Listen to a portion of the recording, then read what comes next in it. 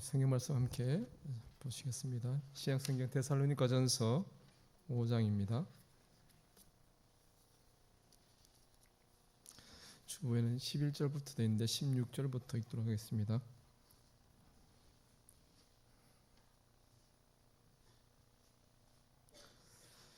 데살로니가전서 5장 16절부터 18절 말씀까지만 읽도록 하겠습니다.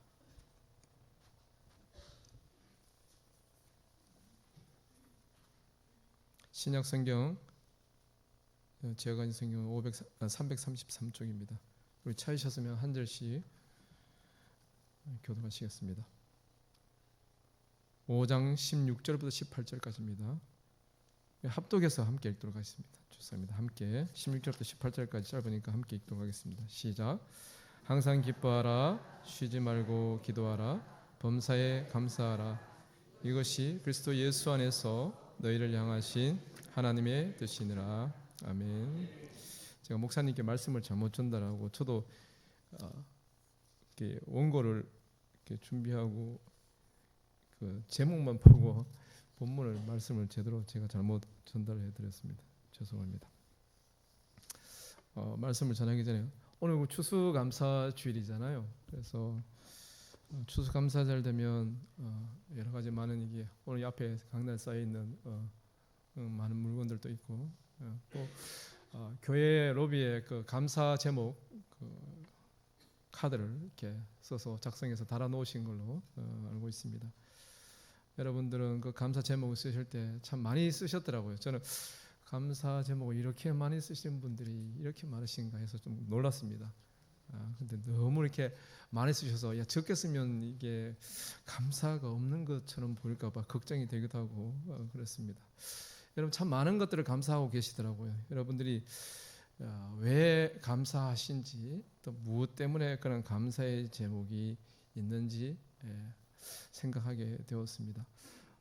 사실 제가 이번 주간에 금요일이죠. 금요일 정오부터 아시는 분은 아시겠지만 파주에 이제 제가 사는 곳이 파주인데 파주에 그 단수가 일어났습니다. 그래서 뭐 내용도 모르고 이제 단수 되니까 물 받아 놓으세요라고 문자 받았는데 문자 받고 20분 뒤에 원래는 1시부터 단수 된다는데 제가 문자를 12시 한 25분쯤 받았는데 한 45분에 단수가 돼 버렸습니다.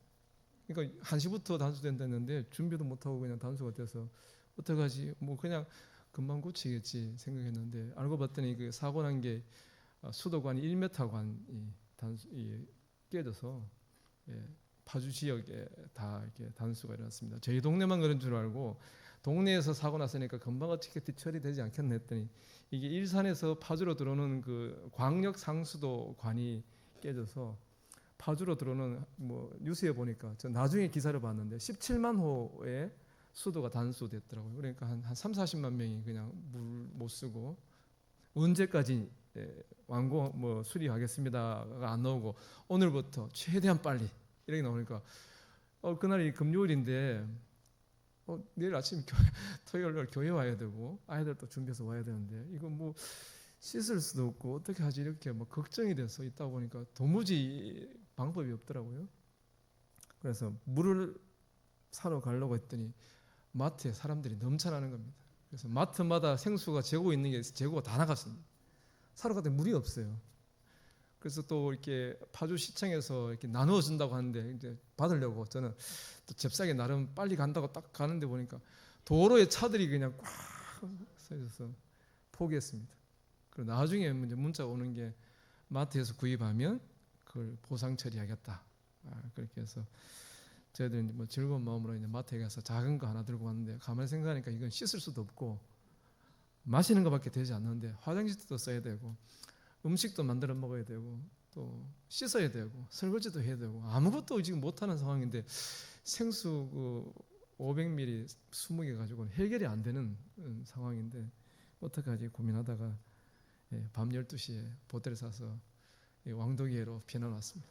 그래서 교회에서 1박을 하고 그 다음날 이제 다시 집으로 돌아갔는데 돌아가면서도 또 주일 와야 되는데 가서 또 물이 안 나오면 이거에 또 낭패다. 그래서 가면서 아이들하고 어떡하지 하니까 아이들이 하고 이제 얘기된 게 가서 다시 옷 갈아입고 준비해서 다시 교회로 오자. 만약에 물이 안 나오면 그렇게 하자. 근데 다행히 집에 가니까 물이 나오더라고요. 그래서 감사하게 어제 그 물을 가지고 쓰고 오늘 아침 되니까 물이 좀 그래도 콸콸 다시 재개되는 걸 봤습니다. 그래서 물 하나 그거에도 이렇게 감사를 모르고 살았는데 이렇게 우리에게 감사의 이유가 되는구나 하는 생각을 하게 됐습니다. 우리가 지난주에 성례주일을 지냈습니다. 성례주일을 지내면서 아이들에게 제가 학습 또 입교 공부를 하면서 말씀을 같이 나눈 것 가운데 또 이 성례식이라는 것, 세례식을 통해서 우리는 예수 그리스도가 나의 구주라는 고백을 하게 됩니다. 그것을 통해서 내 삶의 주인이 내가 아니고 지금까지 내가 내 삶의 주인으로 살았다면 이제는 내 삶의 주인이 내가 아니라 하나님이십니다 하는 고백으로 그 세례식에 임한다 하는 것을 아이들에게 말하고 설교를 하기도 했습니다. 그런데 우리는 이런 고백들을 우리 모두가 가지고 있습니다. 그 고백을 한 분들이 여기에 다 계신 줄 믿습니다. 그런 고백을 가지고 있지만 우리가 실제 삶 속에서 우리 삶들을 살아가는 순간순간 가운데 우리는 어떠한가 하는 걸 생각해 보면 많은 고민이 됩니다. 내가 정말 그렇게 살고 있나 하는 생각들을 하게 되는 것이죠. 삶이라는 현실, 그 현실의 무게 속에 사실은 이것을 우리가 쉽게 자각하지 못하거나 또는 망각하기도 하고 또 알고 있음에도 불구하고 그대로 순종하기를 때로는 주저하는 그런 모습들이 우리에게 있지 않은가 하는 것이죠. 정말 이 시대 속에서 우리가 우리의 주어진 삶들을 어떻게 살아가야 될지를 생각하게 됩니다. 특별히 오늘 우리가 추수감사주의를 지키면서 감사해야 된다는 당연한 당위성은 가지고 있지만 왜 감사해야 되나 그 이유를 생각해 보면 특별히 감사의 제목이 없다고 생각되어지면 별로 감사할 게 없는데 내가 기대했던 그런 삶의 열매들이 자녀들의 삶이 내 주위에서 일어나지 않을 때 나는 감사할 게 없지 않은가 이런 생각을 할 수도 있다는 것이죠. 그래서 그런 우리가 보여지는 조건 열매를 가지고 우리는 감사를 한다면 고난당해서 우리의 앞서 믿음의 그 길을 걸어갔던 수많은 믿음의 선배들은 감사의 제목이 전혀 없는 분들이겠죠.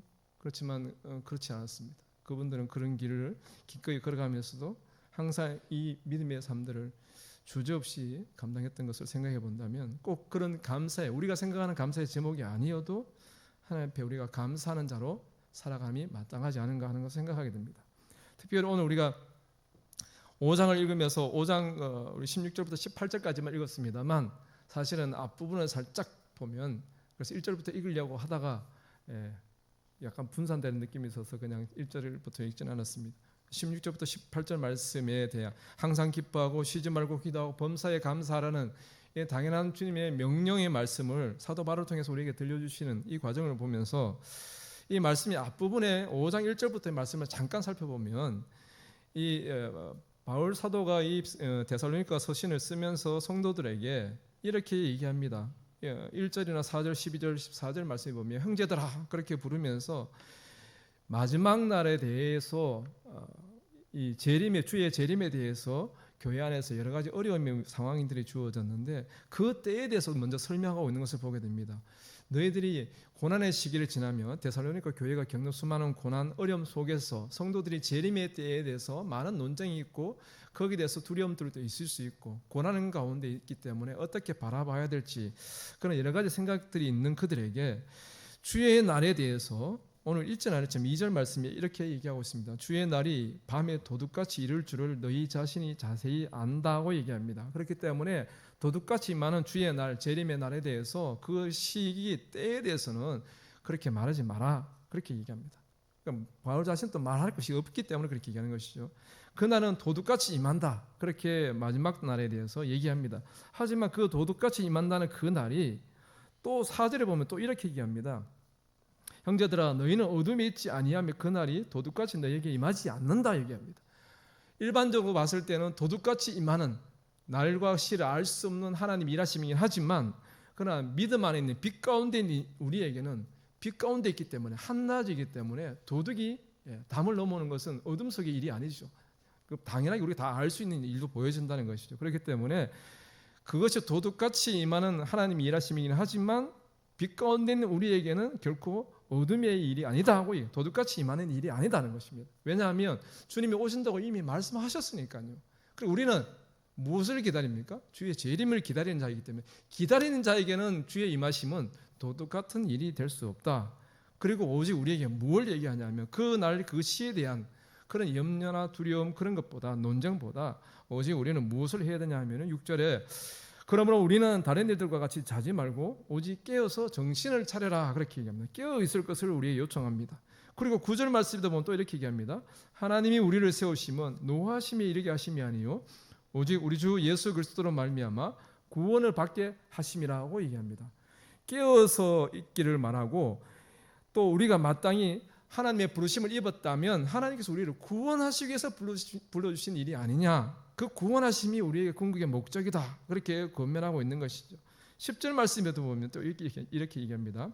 예수께서 우리를 위하여 죽으사 우리로 하여금 깨어있든지 자든지 자기와 함께 살게 하려 하셨느니라. 그렇게 그러니까 주님이 우리를 향한 근본적인 뜻은 구원받는 자로 우리가 사는 것이 주님이 원하시는 하나님이 원하시는 것이다. 그러기에 이 마지막 때를 바라보면서 우리가 가져야 될 마음은 그날이 언제 임하지? 어떻게 임하지? 어떻게 우리가 감당할까? 이런 것보다 주님이 우리를 불러주신 것이 구원의 목적이기 때문에 구원받은 자로서 이제 우리가 어떻게 살 것인가가 그 날을 바라보면 바라볼수록 우리 안에 더욱더 새롭게 일어나야 될 문제라는 것입니다. 어떻게 지금 구원받은 자로 어떻게 살 것인가? 그러면서 말씀하시는 것이 11절 이하부터 계속 말씀입니다. 11절에 보면 피차 권면하고 서로 덕을 세우기를 힘쓰라고 얘기하죠. 13절에도 보면 서로 화목하라고 얘기합니다. 또 14절 말씀에도 볼까요? 14절 말씀 보면 또 형제들아 너희를 권면하노니 게으른 자들을 권계하고 마음이 약한 자들을 격려하고 힘이 없는 자들을 붙들어주며 모든 사람에게 오래 참으라고 말합니다.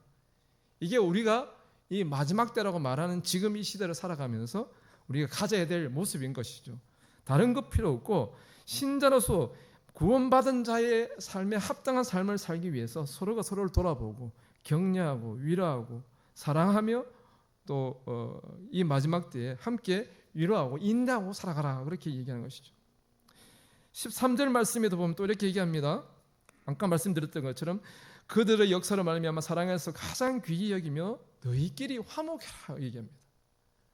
우리 안에서 먼저 이것이 형성되어질 것을 원하시는 것이죠. 구원받은 자답게 우리 안에서 화목하고 이렇게 권계하고 격려하고 붙들어주고 오래 참는 일들을 우리가 감당해내는 것이 그것이 먼저인 것을 말씀합니다. 그리고 15절 말씀에 보면 삼가 누가 누구에게든지 악으로 악을 갚지 말게 하고 서로 대하든지 모든 사람을 대하든지 항상 선을 따르라고 얘기합니다.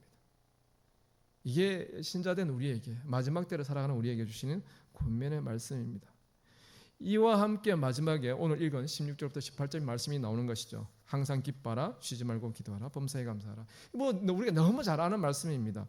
이런 설교를 또 하면 사실 뭐 뻔한 얘기 또 하는 것처럼 보여집니다. 그래서 설교 본문 잡을 때 좀 어렵습니다만 그러나 오늘 함께 이 말씀을 살펴보고자 합니다. 먼저 16절 말씀에 보면 항상 기뻐하라고 얘기하십니다. 항상 기뻐하라고 얘기하십니다. 영어 말씀, 영어 본문 성경을 찾아보면 be joyful always라고 얘기합니다. be라고 명령이죠. 그냥 하라고 얘기하시는 것입니다. 명령으로 주는 것은 그 권면의 의미를 조금 초월해서 좀 더 강력하게 우리에게 말씀하시는 것으로 이해될 수 있습니다. 전하는 말씀, 사도 바울이 그 전하는 말씀에 무게감을 더해서 너희들은 이렇게 해야 돼라고 권면하시는 것이죠. 강하게 우리에게 요구하시는 말씀이다. 그렇게 이해할 수 있습니다. 항상 기뻐해야 된다고 요청하는 것이죠. 신자라면 우리가 하나님께 속한 자라면 반드시 이것을 행해야 된다는 것입니다. 선택의 문제가 아니라는 것이죠. 그러면서 말씀하시는 것이 항상입니다. 항상. 우리가 항상 기뻐할 수 있습니까? 제가 죄송합니다. 제가 살아보니까 항상 기뻐할 수가 없습니다. 저희 아이들이 셋인데 웃다가 울다가 막 화내다가 막 이런 것 같아요. 늘 막 지네들끼리도 막 쌍둥이도 둘이 막 치고받고 싸우다가 막 왜 싸우고 그러냐 하면 좀 있으면 막 하호 막 깔깔대고 둘이 놀고 있어요. 도대체 쟤들이 뭐지 싶은 생각이 듭니다. 우리 존재가 사실 그렇죠. 그렇게 사랑해서 결혼한 우리 가정이지 않습니까? 그런데 여러분 지나온 인생이 어떻습니까? 항상 기쁨이 충만해서 전혀 근심이 없고 다툼이 없었노라 그렇게 말하실 분은 아무도 계시지 않으실 겁니다. 우리 모두는 그런 존재이죠. 그런데 우리에게 말씀하시는 것이 항상이라고 말합니다. 항상 기뻐하라. 예. 이것이 매일 우리가 이렇게 기뻐해야 된다고 요구하시는 것인데, 어찌 보면 우리 안에 이 항상이라는 말은 감당할 수 없는 부분이기도 합니다. 어떻게 우리가 매일 그렇게 기뻐할 수 있을까? 그런데 좀 더 살펴보면 우리에게 어떤 사단에게 틈을 내어주지 않는 그런 부분들을 말씀하시는 것 같습니다. 그래서 늘 우리 안에 우리 스스로는 자생적인 기쁨이 없습니다. 사실은 우리 스스로가 무슨 기쁨을 만들어내는 존재도 아니고, 작은 문제 앞에서 얼마나 분노하기도 하고 막 원망, 시기, 질투, 다툼이라는 이런 것들이 너무나 넘쳐나는데 어떻게 기쁨으로 충만할 수 있겠습니까? 늘 불가능한 얘기 같습니다. 그런데 우리에게 권면하시는 것은 가능하니까 이렇게 말씀하시는 것이겠죠. 기뻐하시라고 말씀합니다. 그런데 우리 기쁨의 이유를 한번 생각해 보면 매일 이렇게 기뻐할 수 있는 이유가 우리에게는 없습니다. 없어요. 내가 지금 건강하니 기쁩니다. 그런데 언제 어떻게 아플지 모르지 않습니까? 자녀가 잘 되기 때문에 기쁩니다. 언제 어떤 일을 당할지 어떻게 합니까? 신자라고 다르지 않습니다. 오히려 그런 문제에 대해서 우리는 더 민감하게 보이기도 하고 그걸 발견하기도 합니다. 그럴 때 사실은 우리 마음에 큰 낙심 가운데 빠질 수도 있는 것이죠. 기쁨의 이유가 되지 못하는 것입니다. 그런데 우리에게 항상 기뻐하라고 말씀합니다. 왜요? 무엇 때문에 우리가 기뻐할 수 있죠? 우리가 가지고 있는 어떤 기쁨의 이유들을 한번 생각해 보십시오. 나는 뭐 때문에 기뻐하고 있지? 내가 지금 기뻐하고 있는 이유들을 생각해 보면 근원적이고 본질적인 그런 기쁨인가? 아닌 것 같습니다. 일시적인 것 같아요. 잠깐. 물론 그 일시적이라는 것이 기간이 길고 짧으면 있지만 정말 근본적인 그런 기쁨의 근원이 되지 못한다는 것이죠. 그렇다면 성경은 오늘 바울 사도는 우리에게 일시적인 기쁨을 가지고 항상 기뻐라, 기쁨의 건수를 계속 생각해보고 발견해라, 그렇게 우리에게 요구하시는 것은 아니겠죠. 당연히 보다 본질적이고 근본적인 것들을 얘기하는 것이라고 생각합니다. 제가 어제 우리 교회에서 순회 선교단이라는 단체에서 진행하는 뉴스쿨이라는 다음 세대 훈련 프로그램에 제가 요즘 잘 참석 못하고 있는데, 어제 이제 부모님 모임이 있어서 아내가 대신 아내가 가리라 생각하고 저는 생각도 안 하고 모임 시간도 잘 모르고 있었는데 하여튼 어떻게 참석하게 됐습니다. 갔더니 청일점으로 저만 이렇게 남자고 다 우리 어머니들이 오셨더라고요. 그런데 그날 또 책을 읽은 걸 이렇게 나눔하는 시간이 있었습니다. 근데 저는 책 읽는 줄도 몰랐습니다. 그런데 그 책은 다행히 제가 읽은 책이었습니다. 그래서 나눔을 같이 하면서 제가 청일점이어서 제가 1번으로 발표를 했습니다. 그래서 아내가 들어왔을 때는 아내가 늦게 도착했는데 제가 발표하고 난 다음이죠. 그래서 제가 하는 거 못 봤는데 하여튼 제가 먼저 1번으로 발표하면서 나눔을 쭉 했습니다. 그때 수많은 어머니들 그 자리에 모이신 분 한 10분, 한 12분 정도 모이신 것 같은데 다 이제 믿음 안에 있는 어머니들이니까 자녀들을 여기 뉴스쿨에 다음 세대 복음학교에 보냈겠죠. 다음 세대 복음학교는 아니고 뉴스쿨에 보냈는데 그 어머니들이 공통으로 고백하는 내용, 제 나름의 정리한 건 그런 겁니다. 여러 가지 이렇게 저렇게 자녀를 키우면서 씨름하고 싸움하고 그러면서 자기 안에 있는 나의 어떤 감추어져 있던 본성들의 그 연약함, 죄악됨들을 발견하게 되고, 그래서 참 많은 어려움들을 이 모양 저 모양을 겪었다는 그런 얘기들을 공통으로 나누었습니다. 그러면서 결론은 그것을 얘기했습니다. 아이들이 세상에서 보여지는 어떤 기쁨, 행복을 위해서 추구했던 모든 것들보다 더 근본적이고 근원적인 문제가 신앙의 문제다. 그게 해결되지 않을 때는 우리에게 진정한 기쁨이 없다, 아니다라는 그런 결론을 제 나름으로 우리 부모님도 같이 그렇게 나누신 것 같은데 그렇게 얻었습니다. 정말 하나님이 그들의 하나님 되신다는 것을 그 믿음의 고백이 없을 때 아이들이 지금 내가 어떻게든 교회에 붙들어 매놓고 또 세상 공부도 시키면서 세상에서 잘 되기를 바라고 막 애들을 푸시해서 그 아이들이 좋은 데에 갔습니다. 근데 교회를 떠나요. 그 이후로부터는 부모에게는 영원한 근심이 되는 것이죠.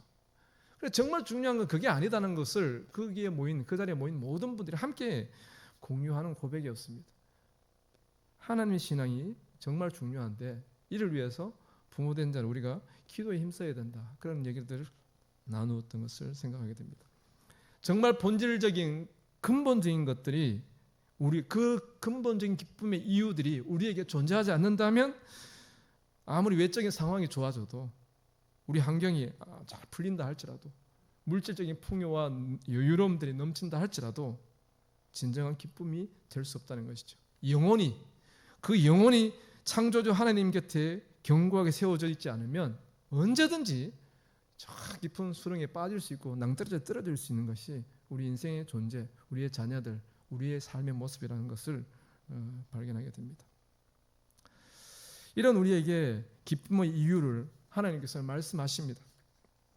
예수 그리스도를 통해서 우리에게 주어진 완전한 신분의 변화이죠. 그리고 그것에 근거한 기쁨을 우리에게 요구하시는 것이라고 생각할 수 있습니다. 우리는 그 기쁨의 이유들을 제가 나름의 한 3가지 정도 적어봤는데, 첫째는 하나님의 구원 백성 된 것이라고 생각합니다. 죄 가운데 있던 우리, 죄의 종을 살아가던 우리가 영원한 지옥 형벌, 죽음의 두려움 앞에 떨면서 죽지 않으려고 발버둥치며 살아갔던 인생, 그 죽음이 두렵기 때문에 이 땅 위의 삶에 내 모든 것을 걸고 이 땅에서 무조건 잘 먹고 잘 살며 여유로움, 만족함을 누리다가 죽음 이후에는 몰라. 그러니까 죽기 전에 내가 무조건 잘 돼야 돼. 이런 것을 바라보며 추구했던 내가 하나님의 구원을 받은 하나님의 백성 된 것, 그것을 기뻐해야 된다는 것으로 이해할 수 있습니다. 두 번째는 하나님의 언약의 신실하심과 확실함에 대해서 기뻐하라는 것이죠. 하나님이 우리를 구원하셨다는 말씀, 그리고 구원의 언약이라는 것은 변질되지 않는 것이기 때문에 그 언약은 영원하고 신실하기 때문에 우리가 조금의 의심도 없이 그 언약 안에 붙들려 있다면 우리는 반드시 구원받는 자가 될 것이라는 그 하나님의 신실한 언약의 약속 때문에, 세상 약속은 얼마나 바뀝니까? 아무리 뭐 이렇게 단단히 보증받았다 할지라도 우리가 IMF를 지나면서 은행도 부도나잖아요. 우리의 모든 그 어떤 것들 영원한 것이 없습니다. 완전한 것이 없어요. 그러니 하나님만이 우리의 완전한 신실하신 그런 언약의 주인 되심을, 주체 되심을 우리가 알아야 되고, 그것 때문에 우리 기뻐해야 된다는 것이죠.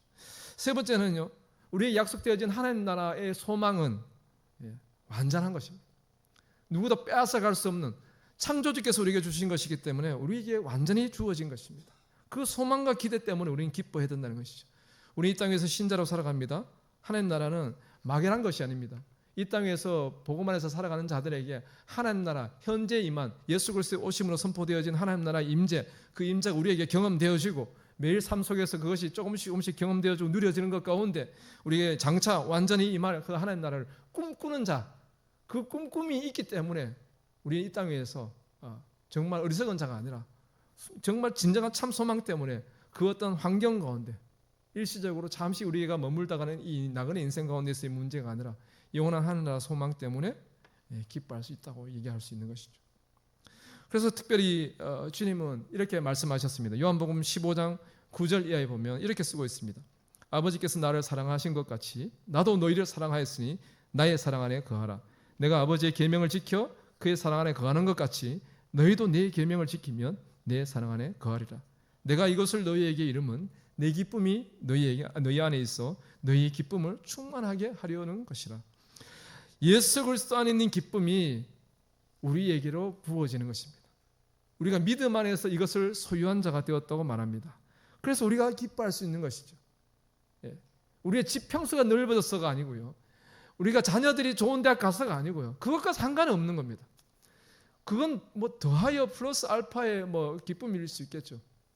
그러나 가장 근원적인 것은 내가 하나님 나라 백성이기 때문에, 내가 구원받은 자이기 때문에 이건 누구도 빼앗아 수 없고 변하지 않는 것입니다. 요즘 우리 대한민국이 한류로 인해서 전 세계적으로 많은 사람들 주목을 받고 있습니다. 동남아시아나 아프리카나 예전에 뭐 제가 어릴 때만 해도 비행기 탈 수 없다고 예전에 그랬잖아요. 비행기 타려면 나라의 허락을 안 받으면 못 나갔지 않습니까? 그런데 그런 시절 생각해 보면 하늘 날아가는 비행기를 보면서 나는 저 비행기 타고 외국 갈 수 있을까 이런 생각을 했던 적이 있습니다. 초등학교 때. 근데 요즘 보시면 전 세계 많은 사람들이 대한민국 가고 싶어해요. 한국 가고 싶어합니다. 속된 말로 국뽕이 막 차오르죠. 내가 대한민국 국민이 된 게 이렇게 어깨에 막 힘이 들어가고 기분이 좋을 수 있는가? 전 세계 사람들이 한국 최고라고 얘기하는 말, 뭐 그것이 진심이다 아니든 상관없이 우리 정말 즐겁게 합니다. 우리가 예를 들어서 아프리카에 가 있다 할지라도, 정말 뭐 동남아에 정말 어려운 쓰레기 뭐 마을 이런 데 가서 있다 할지라도 우리는 크게 문제되지 않습니다. 왜? 나는 대한민국 국민이거든요. 거기에 가 있는 것은 일시적인 것입니다. 그게 내가 대한민국 국민이라는 본질 자체를 바꾸지는 않습니다. 바뀌어지지도 않고요. 그래서 우리가 어떻게 합니까? 갔으면 오면 되는 거예요. 이게 우리의 모습입니다. 우리 이 땅에 사는 것도 마찬가지죠.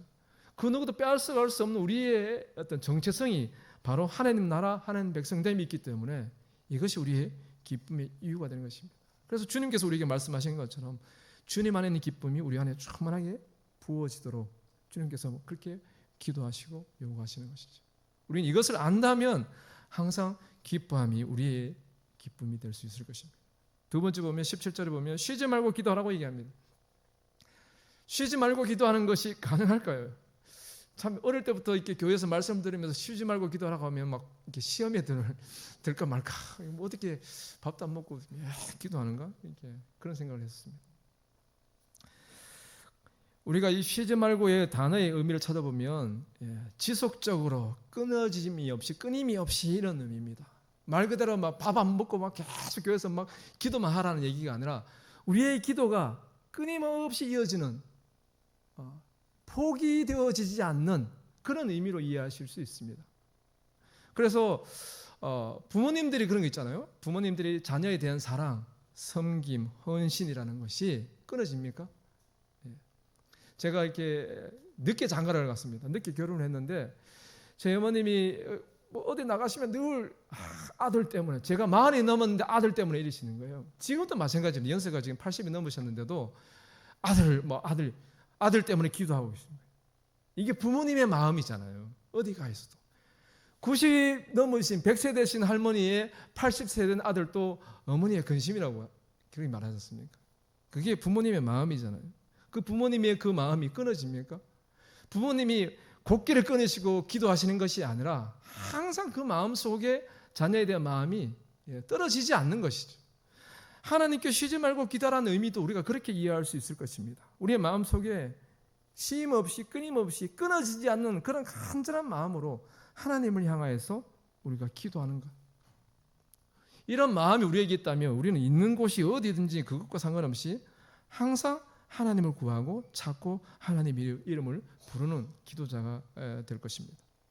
기도하라고 얘기하십니다.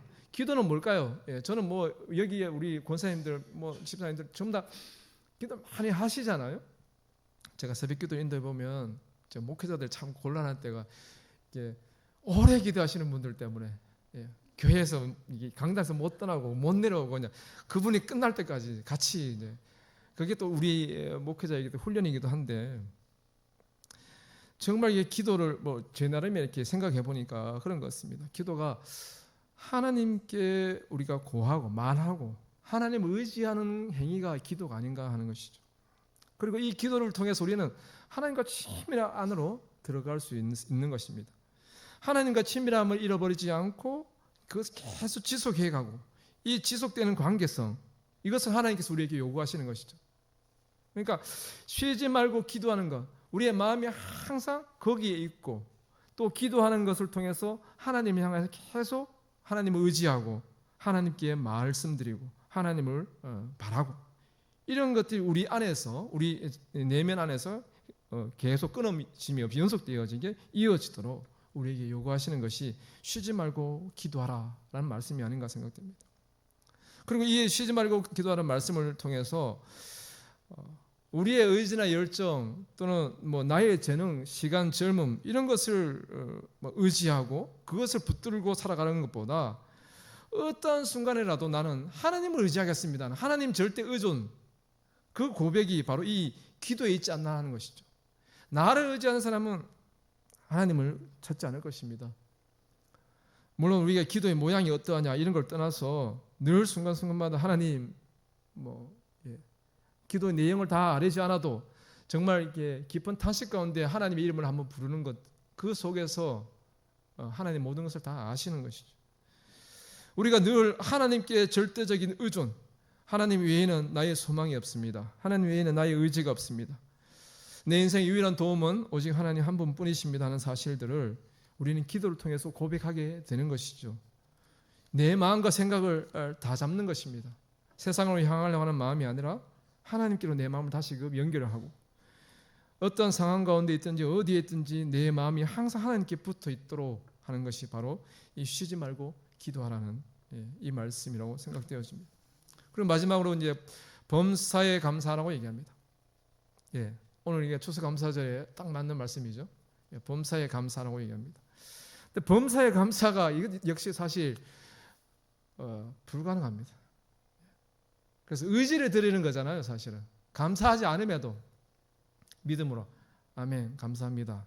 이렇게 고백하고 선포하고 우리 마음속에 불평, 불만에 대해서 하나님께 먼저 감사함을 통해서 그것을 없애는 이런 일들이 있겠죠. 근데 이렇게 성경 다른 번역본을 찾아보면 어떤 환경 속에 있더라도 감사하라는 겁니다. 그러니까 감사의 제목이 아닐지라도 감사하라는 얘기죠. 어려운 가운데 고난 가운데 있을지라도 감사하라는 것입니다. 근데 잘 됩니까, 여러분? 잘 안 되는 것 같아요. 망각하다가 다시 돌아보고 생각하고 감사하고, 그렇지 않음에도 불구하고 또는 그럼에도 불구하고 내가 하나님을 신뢰함으로 감사를 선포합니다 할 수 있는 것이죠.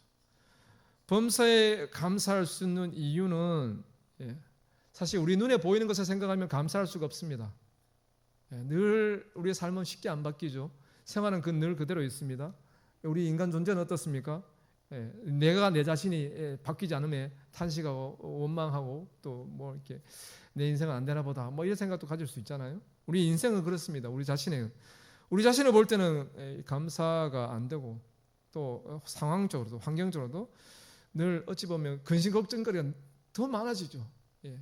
연세가 1년 2년 더 지나면 지날수록 몸이 더 약해지기 때문에 자녀들에게 근심이 될까 또 걱정하고, 또 자녀들의 자손들 뭐 손자 손녀 그 다음 세대를 바라볼 때 저 아이들의 믿음을 잘할까 말까 그런 것 때문에 또 이 시대가 악해져 가는 이 상황 속에서 과연 무엇이 우리 신자들의 바른 길인가에 대한 고민들이 더 늘어나고, 감사의 제목보다는 근심이 더 많아지는 시대가 아닙니까?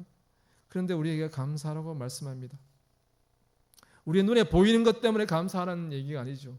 비록 그런 것은 차지하고 하나님이 우리의 창조주시, 우리가 하나님 나라 백성인 것을 알고 그 믿음의 고백 안에서 감사할 것을 우리에게 말씀하시는 겁니다. 아버지가 자녀들을 안고 다닙니다. 그러면 자녀들의 근심이 뭡니까? 내가 배고파요. 제가 예전에 어릴 때 쌍둥이들이 어릴 때 아주 어릴 때는 이렇게 양쪽에 한 명씩 이렇게 안고 다녔습니다. 지금은 불가능한 얘기입니다. 근데 그때는 그렇게 했습니다. 그래서 뭐 기쁨으로 아이들 가방을 2개 들메고 이렇게 다녔습니다. 근데 아이들이 배고파하면 막 뛰어가서 먹을 거 챙겨주고, 과자가 먹고 싶으면 그거 챙겨주고, 다 가능한 것이죠. 자신의 눈에는 보이지 않습니다. 우리의 눈에는 보이지 않고요. 그 다음이 어떻게 전개될지도 모릅니다. 우리 인생의 길 여정이 어떻게 나아갈지 우리는 전혀 알 수가 없습니다. 그러나 그 배경에는 하나님이 미리 다 예비하시고 예정하신 인도하심이 있다는 사실을 우리는 믿음으로 고백하는 것이죠. 그러기에 보이지 않는 현실 속에서도 우리는 범사에 감사를 고백할 수 있는 자가 된 것입니다. 우리에게 이것을 요청하십니다. 범사에 감사하라. 하나님은 언제나 신실하시다. 그리고 하나님 우리에게 친히 아버지 되신 분입니다. 우리의 아버지 되신 그분이 우리에게 계신데 우리가 하나님을 의지한다면, 우리가 그 아버지 하나님께 아뢰다면 그 하나님이 일하실 것인데 그 일하심에 대해서 우리가 의심하지 않는다면 우리는 감사밖에 없는 것이죠. 그래서 지난 한 해 우리 2025년 한 해를 돌아볼 때 어떻습니까? 수많은 어려움들 또 여러 가지 사건 사고들이 이 나라 가운데 많이 있었습니다. 그 속에서 우리가 여기에서 그래도 하나님 앞에 감사할 수 있는 자로 함께 모여 있는 것입니다. 그리고 우리는 하나님께 하나님 감사합니다 고백할 수 있게 된 것이죠. 우리는 이 일들을, 이 결과물만 봐도 우리가 정말 하나님 앞에 그 하나님의 일하심이라는 것을 부인할 수 없는 자가 된 것입니다. 그래서 우리 하나님 앞에 앞으로 우리가 어떠한 상황 가운데서도 범사에 감사할 수밖에 없는 자입니다 라고 말하게 되는 것인 줄 믿습니다. 로마서 8장 28절 말씀에 이런 말씀이 있습니다. 우리가 알거니와 하나님을 사랑하는 자 곧 그의 뜻대로 부르심을 입은 자들에게는 모든 것이 합력하여 선을 이루느니라고 말씀합니다. 하나님께서 택하신 자입니다. 내가 하나님을 선택한 게 아니고 그분께서 나를 택했어요. 내가 하나님께 찾아온 것이 아니고 그분이 나를 찾아오셨습니다. 그리고 그분께서 딱 너는 내 거야 라고 하나님의 소유로 삼으셨습니다. 이제부터 우리는요 하나님의 것이 되어버렸습니다. 그러면 하나님의 것이 된 우리의 모든 문제는 누구의 책임입니까? 하나님의 책임인 거죠. 그분께서 책임지시는 것입니다. 하나님이 우리의 주인 되었다는, 아까 성녀식 말씀드렸는데 하나님의 소유가 되었고 하나님 우리의 주인입니다. 그러면 주인이 책임지는 거죠. 우리는 하나님의 종이라고 말하지 않습니까? 종이 그 집안을 책임지려고 난리법석하고 뛰어다니는 거, 그런 일은 없습니다. 그것을 책임지는 것은 아버지, 주인이 되신 하나님이 책임지시는 것이죠. 그래서 하나님께서 이 말씀을 통해서 우리의 인생 가운데 하나님이 기뻐하시는 선을 이루어 가신다고 말씀하십니다. 그러니까 내가 책임지는 거야. 내가 너를 책임지고 내가 너의 아버지고 내가 너의 하나님이야. 이 말씀, 이 선포가 사실은 이 말씀 속에 있는 것이죠. 그러니 우리는 하나님을 의지하고 그분을 따르는 자가 될 수밖에 없는 것입니다. 이것이 이 말세를 살아간다고 말하는, 물론 2000년 전에 이 신약교회 성도들에게 선포되어진 말씀이기도 하지만 오늘 이 시대를 살아가는 우리에게도 동일하게, 제가 어릴 때 어른들이 그런 기도를 많이 하시더라고요. 말세지 말 이러면서. 근데 그게 벌써 한 50년이 지났습니다. 말세지 말이라고 말했는데 50년 지났어요. 더 말세에 가까이 와 있겠죠. 이 말세를 살아가는 우리에게 동일하게 이 말씀을 우리에게 주시면서 이게 하나님의 뜻이야, 이게 아버지 된 나의 뜻이야, 그렇게 우리에게 요구하십니다. 항상 기뻐하고 쉬지 말고 기도하고 범사에 감사. 이것이 하나님의 뜻이라고 말씀하시는 이유는 하나님께서 우리가 하나님의 자녀라는 것을 알고 또 하나님의 자녀됨을 우리의 매일의 삶 속에서 풍성하게 누리기를 하나님이 원하신다는 의미로 이해할 수 있습니다. 이게 하나님의 마음인 거죠. 부르신 자들에게, 자녀된 자들에게 하나님이 이 마음을 갖고 계십니다. 그리고 우리에게 요구하시는 것이죠. 내가 너희 아버지니까 이런 마음을 가져야 돼. 이 마음에서 떠나지 마라. 이렇게 말씀하시는 것입니다. 오늘 말씀을 통해서 우리는 함께 생각할 수 있으면 좋겠습니다. 항상 기뻐하는 우리의 신앙, 하나님의 하나님 되심, 우리를 인도하시는 그 하나님 일하심에 대해서 기대와 소망 가운데 기쁨이 우리의 것이 되어지기를 원합니다. 우리의 신분이 변화되지 않는 영원한 신분입니다. 그것을 우리는 소유한 자가 되었습니다. 이제 우리는 이 기쁨 안에서 하나님과의 관계를 끊어짐 없이 연속하며 늘 하나님을 의지하고 하나님을 신뢰하며 나아가는 믿음의 삶이 되기를 원합니다. 그리고 그 믿음의 삶 속에서 우리를 통하여 일하여 주실 하나님의 앞으로의 우리의 삶 가운데 개입하시고 함께 하실 하나님의 그 선하신 일하심에 대한 소망이 우리 안에 있기를 원합니다. 그럴 때 우리는 범사에 감사할 수 있는 것이죠. 보이지 않지만 때로는 안개와 같은 상황이지만 그러나 하나님은 살아계시고 그 하나님은 나를 당신의 소유로 삼으셨으니 하나님 기뻐하시는 일을 우리의 삶 가운데 이루어 가실 것이기에 미리 기대감을 가지고 감사합니다. 하나님, 저는 알지 못하지만 그래도 하나님께서 내 삶 속에서 일하실 것이기에 기대가 됩니다. 기다리겠습니다. 그렇게 고백할 수 있는 것이죠. 이런 모든 고백들, 이 고백이 정말 우리를 향한 하나님의 간절한 마음이라고 말씀하십니다. 이런 마음의 고백을 가지고 우리에게 주어진 이 시대를 살아갔으면 좋겠습니다. 여러분이 있는 그 자리에서 여러분 주위의 사람들 속에서 때로는 사단은 우리를 속이고 우리의 눈을 가리고 우리의 마음을 공간 가운데 올가매려고 합니다. 그때마다 우리는 다시금 이 말씀을 기억하며 하나님은 우리에게 대단한 무엇을 요구하시는 것이 아닙니다. 내가 너희 아버지야. 내가 너희 하나님이야. 내가 너희의 주인이야. 내가 왕이고 내가 너희를 다스려. 내가 너를 책임져. 하나님의 그 무한 책임의 선포가 바로 이 말씀 속에 있다고 생각되어지는 것이죠. 이 선포를 내가 뭘 하려고 하는 게 아니라 이제 하나님 것이 되었으니 하나님 나를 좀 책임져 주세요. 내 삶을 책임져 주시고 내 삶의 발걸음을 하나님 지켜주세요. 왜 그렇습니까? 하나님이 약속하셨으니까. 나는 이제 기뻐합니다. 나는 이제 기도하며 감사할 뿐입니다. 그리고 잠잠히 기다리겠습니다. 하나님의 일하심을. 하나님 함께 해주세요. 이 믿음의 고백이 여러분 가운데, 여러분 일평생 삶 가운데 함께 하시기를 간절히 소망합니다. 기도하겠습니다. 존귀하신 주님 감사합니다. 언제나 우리와 함께 하시며 우리에게 말씀하시며 우리의 연약한 마음을 붙드시고 하나님 일하심을 확증시키시고 두려움 가운데 염려와 가운데 근심 가운데 살아가는 인생의 이 삶의 여정 속에서 늘 우리에게 다시금 선포하시며 너는 내 것이다. 내가 너와 함께한다. 내가 너를 책임지고 있다. 너는 두려워 말라. 염려하지 말라.